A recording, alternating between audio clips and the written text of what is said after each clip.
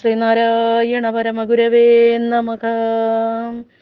ഓം ശ്രീ ശാരദാംബികായേ നമഃ. വിഘ്നങ്ങളെല്ലാം അകറ്റി തരുവാനായി വിഘ്നേശ്വര നിന്നെ വാഴ്ത്തിടുന്നു. വിഘ്നങ്ങളെല്ലാം അകറ്റി തരുവാനായി വിഘ്നേശ്വര നിന്നെ വാഴ്ത്തിടുന്നു. കൈലാസനാഥന്റെ അരുമയാം പുത്രനെ ആമോദമോടെ സ്തുതിച്ചിടുവിൻ. കഷ്ടത നീക്കുന്ന വിഘ്നമകറ്റുന്നു വിഘ്നേശ്വരനായ ദേവദേവൻ. മുക്കണ്ണനുമായിട്ടങ്ങയെ തേടി അങ്ങെത്തുന്ന മർത്യരെ കാത്തിടുന്നു. ലോകൈകനാഥനാം ദേവദേവേശനെ അമ്മയ്ക്കു വേണ്ടി തടുത്തിടുന്നു. ജ്ഞാനപ്പഴത്തിനായി ലോകത്തെ ചുറ്റുവാൻ കൽപ്പിച്ച ദേവനെ പൂട്ടിലാക്കി. മാതാപിതാവാണ് ലോകമെന്നങ്ങനെ ആമോദമോടെ പറഞ്ഞിടുന്നു. ഒരു മുറി കൊമ്പുമാ വ്യാസനെ ചുറ്റിച്ചു വ്യാസോപദേശം പകർത്തിയിടവേ. ശ്വാസഗതിക്കായി തിരയുന്ന വ്യാസനെ ഉള്ളാലെയൊന്നു പരിഹസിച്ചു. വിഘ്നങ്ങളെല്ലാം അകറ്റി തരുവാനായി വിഘ്നേശ്വര നിന്നെ വാഴ്ത്തിടുന്നു.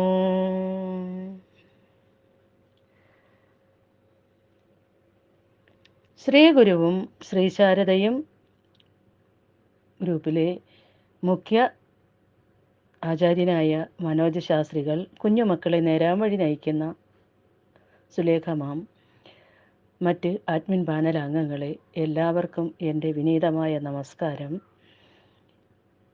മേടമാസത്തിലെ ചതയം മുതൽ 100 ദിവസം നിൽക്കുന്ന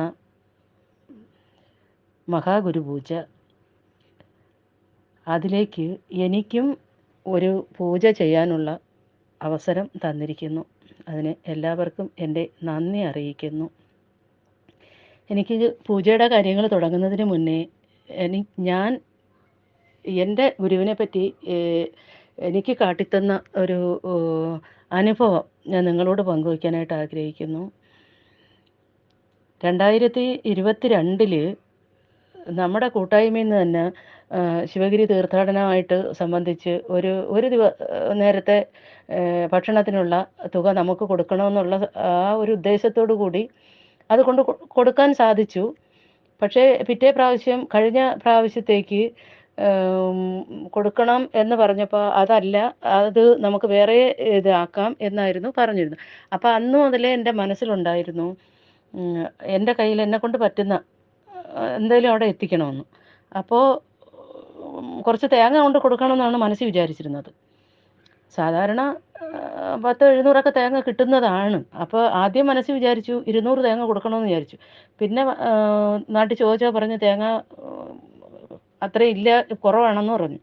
അപ്പം ഞാൻ പറഞ്ഞു, അങ്ങനെയാണെങ്കിൽ ഒരു കാര്യം ചെയ്യാം, ചേച്ചിയുടെ മക്കൾക്കും തേങ്ങ ഇല്ല, അപ്പോൾ അവർക്ക് ഇതിൽ നിന്ന് കുറച്ച് തേങ്ങ അവർക്കും കൊടുക്കാം, നമുക്ക് ഈ 200 എന്നുള്ളതിനെ 100 മാറ്റാം. അപ്പം ഞാൻ വിളിച്ചു പറഞ്ഞു 100 തേങ്ങ അവിടെ കൊണ്ട് കൊടുക്കണമെന്ന് പറഞ്ഞു. അപ്പോൾ അവർ പറഞ്ഞു എത്തിക്കാമെന്ന് വീട്ടിലുള്ളവർ എന്നോട് പറയുകയും ചെയ്തു. പക്ഷേ ഗുരുവിൻ്റെ ലീലാവിലാസം എന്ന് പറഞ്ഞാൽ, തേങ്ങ വെട്ടുകാരൻ വന്ന് വെട്ടിയപ്പോൾ ഈ 500-700 തേങ്ങ വെട്ടുന്നിടത്ത് വെറും 108 തേങ്ങ മാത്രമേ ഉള്ളൂ. ഈ വെറും 108 തേങ്ങ എന്ന് പറഞ്ഞു കഴിഞ്ഞാൽ, ഭഗവാൻ പണ്ട് പറഞ്ഞിട്ടില്ലേ, കൊയ്ത് വെച്ചിട്ട് 400 ഉറ നെല്ല് അളക്കാൻ വന്നിട്ട് 200 ഉറയേ ഉള്ളെന്ന് വന്ന് പറഞ്ഞിട്ട് തിരിച്ചു വന്നപ്പോഴുള്ള അവസ്ഥ, അതേ അവസ്ഥയാണ് ഭഗവാൻ എനിക്കും കാണിച്ചു തന്നത്. ചെന്നപ്പോൾ ഈ 108 തേങ്ങയേ ഉള്ളൂ. അപ്പോൾ ഞാൻ ആ 101 തേങ്ങ കൊണ്ട് കൊടുക്കാൻ പറഞ്ഞു. അത് അവിടെ എത്തിക്കുകയും ചെയ്തു. പക്ഷേ എന്നാലും അതെൻ്റെ ജീവിതത്തിൽ ഉള്ള ഭഗവാൻ എനിക്ക് കാട്ടിത്തന്ന ആ ഒരു ലീലാവിലാസം എന്നല്ല, എന്താ പറയുക അല്ലേ. നമ്മൾ ഗുരുവിൻ്റെ അടുത്തേക്ക് നമ്മൾ എത്തുന്തോറും ഗുരു നമ്മളെ ഓരോരോ കാര്യങ്ങൾ നമ്മളെ പഠിപ്പിച്ചു തരും. അതിനുള്ള ഏറ്റവും വലിയൊരു ഉത്തമ ഉദാഹരണമാണ് ഇത് നിങ്ങളുമായിട്ട് പങ്കുവയ്ക്കാൻ എനിക്ക് തോന്നിയതാണ്, അതുകൊണ്ടാണ് പറഞ്ഞത്. ഇന്നത്തെ പൂജാ സമർപ്പണത്തിൽ വിനായക അഷ്ടകം എന്ന ശ്ലോകത്തിലെ 7ാമത്തെ പദ്യമാണ് എനിക്ക് അവതരിപ്പിക്കാനായി ഇവിടെ തന്നിരിക്കുന്നത്. ഗണപതി എന്ന് പ്രസിദ്ധനായി തീർന്നിട്ടുള്ള വിനായകൻ വിഘ്നേശ്വരനാണ്. ലൗകികത്തിൽ തുടങ്ങി മുന്നോട്ട് നീങ്ങുന്ന മനുഷ്യ ജീവിതം അവസാനം ആത്മസാക്ഷാത്കാരമെന്ന ആധ്യാത്മിക ലക്ഷ്യം നേടി ധന്യമാക്കേണ്ടതാണ്. ഭൗതികവും ആധ്യാത്മികവുമായ ലക്ഷ്യങ്ങൾ നേടുന്നതിന് പലതരത്തിൽ നിരവധി വിഘ്നങ്ങളാണ് വന്നു ചേരുക.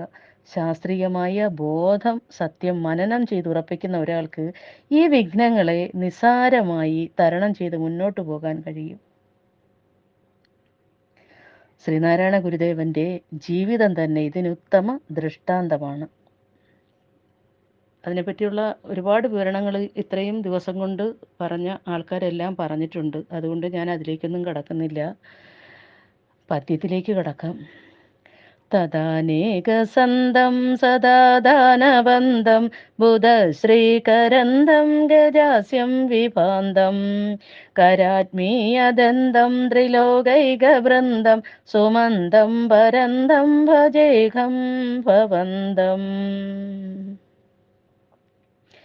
തദാനേകസന്തം, സർവത്ര അനേക രൂപം കൈക്കൊണ്ട് വിളങ്ങുന്നവനും, സദാദാനബന്ധം, എല്ലായ്പ്പോഴും മതജലം ഒഴുക്കിക്കൊണ്ടിരിക്കുന്നവനും, അഥവാ എല്ലായ്പ്പോഴും ഭക്തന്മാർക്ക് അഭീഷ്ടങ്ങൾ ദാനം ചെയ്തുകൊണ്ടിരിക്കുന്നവനും, ബുധശ്രീകരന്തം, ജ്ഞാനികളായ സത്തുക്കൾക്ക് ഐശ്വര്യം അരുളുന്നവനും, തം ഗജാസ്യം, ഗജമുഖനെന്ന് പ്രസിദ്ധി പെറ്റവനും, വിഭാന്തം, വിവിധ രൂപം കൈക്കൊണ്ട് വിളങ്ങുന്നവനും, കരാത്മീയദന്തം, ഒടിഞ്ഞുപോയ തൻ്റെ തന്നെ ഒരു കൊമ്പ് കയ്യിൽ ധരിച്ചിരിക്കുന്നവനും, ത്രിലോകൈക വൃന്ദം, 3 ലോകങ്ങൾക്കും ഞെട്ടായി അഥവാ പരമകാരണമായി സ്ഥിതി ചെയ്യുന്നവനും, സുമന്തം, പതുക്കെ പതുക്കെ സഞ്ചരിക്കുന്നവനും, തം പരം, ലോകത്തിന് മുഴുവൻ അപ്പുറം നിൽക്കുന്ന ദേവത, പ്രസിദ്ധമായ ബ്രഹ്മമായി വിളങ്ങുന്നവനുമായ ഭവന്തം, അങ്ങയെ അഹം ഭജേ, ഞാൻ ഉപാസിക്കുന്നു. സർവത്ര അനേക രൂപം കൈക്കൊണ്ട് വിളങ്ങുന്നവനും, എല്ലായ്പ്പോഴും മതജലം ഒഴുക്കിക്കൊണ്ടിരിക്കുന്നവനും, അതാ എല്ലായ്പ്പോഴും ഭക്തന്മാർക്ക് അഭീഷ്ടങ്ങൾ ദാനം ചെയ്തുകൊണ്ടിരിക്കുന്നവനും, ജ്ഞാനികളായ സത്തുക്കൾക്ക് ഐശ്വര്യം അരുളുന്നവനും, ഗജമുഖൻ എന്ന് പ്രസിദ്ധി പെറ്റവനും, വിവിധ രൂപം കൈക്കൊണ്ട് വിളങ്ങുന്നവനും, ഒടിഞ്ഞുപോയ തൻ്റെ കൊമ്പ് ഒരു കൈയിൽ ധരിച്ചിരിക്കുന്നവനും, 3 ലോകങ്ങൾക്കും ഞെട്ടായി അഥവാ പരമകാരണമായി സ്ഥിതി ചെയ്യുന്നവനും, പതുക്കെ പതുക്കെ സഞ്ചരിക്കുന്നവനും, ലോകത്തിന് മുഴുവൻ അപ്പുറം നിൽക്കുന്ന വേദ പ്രസിദ്ധമായ ബ്രഹ്മമായി വിളങ്ങുന്നവനുമായ അങ്ങയെ ഞാൻ ഉപാസിക്കുന്നു. പരം തം ഭജേ, ലോകങ്ങളെല്ലാം മായാകാര്യങ്ങളാണ്. മായയ്ക്കപ്പുറമാണ് വേദാന്ത പ്രസിദ്ധമായ ബ്രഹ്മം അഥവാ പരമസത്യം. രൂപസങ്കല്പത്തോടെ വിനായകനെ ഉപാസിക്കുകയാണെങ്കിലും ലക്ഷ്യം മായാതീതമായ ബ്രഹ്മമാണെന്ന് പറയപ്പെടുന്നു. ഗണപതിയും അനുജനായ സുബ്രഹ്മണ്യനും തമ്മിൽ ഒരിക്കൽ കലഹമുണ്ടായി. അത് സുബ്രഹ്മണ്യൻ ജ്യേഷ്ഠന്റെ ഒരു കൊമ്പ് ഒടിച്ചു കളഞ്ഞു. അന്നു മുതൽ ആ കൊമ്പ് സ്വയം വിനായകൻ തന്നെ കയ്യിൽ കൊണ്ടു നടക്കുന്നു എന്നാണ് പറയപ്പെടുന്നത്. ഇത്രയും പറഞ്ഞുകൊണ്ട് എൻ്റെ ഈ എളിയ വാക്കുകൾ ഇവിടെ നിർത്തുന്നു. എന്നെ ശ്രവിച്ച എല്ലാവർക്കും എൻ്റെ നന്ദി, നമസ്കാരം. ഗുരു.